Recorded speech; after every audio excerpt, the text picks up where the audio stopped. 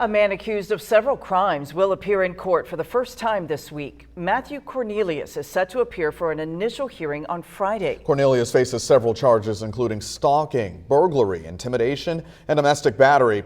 News 10 was there when police arrested Cornelius, and investigators searched his home. An Indiana State Police sergeant said Cornelius's family was, quote, very wealthy and influential in Daviess County. The sergeant said these crimes were not properly investigated.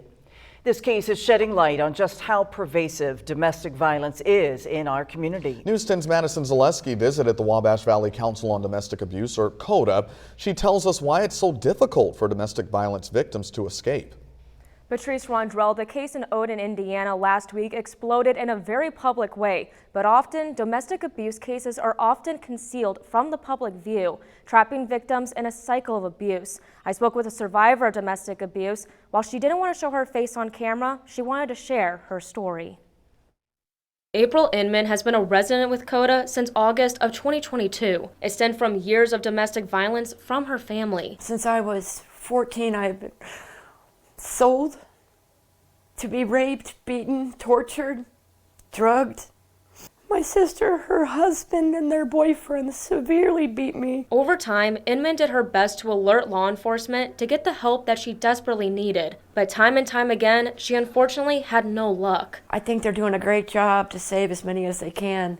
But you get cases like this where the abusers do their best to outsmart the authorities. But since I was drugged, I looked like I was a drug addict junkie.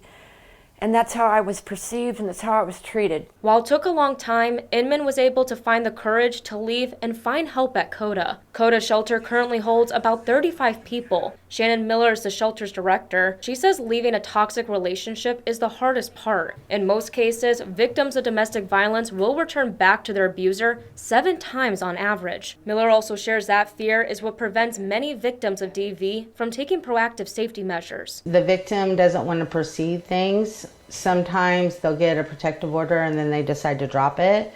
Sometimes it just doesn't get investigated the way that it possibly should. Regardless of whether it's physical or emotional, abuse often follows an escalating pattern in which controlling behaviors worsen over time. Simple questions at where are you at? Where have you been at? What did you buy at the store? Why are you with them? You know, where are you going? People don't take that into consideration that could be going up to abuse. Inman is still using CODA's resources and hopes her story of survival gives people hope. These people are the only ones that ever heard me. And I couldn't be clear enough. If it wasn't for them, I'd be dead with not even a grave.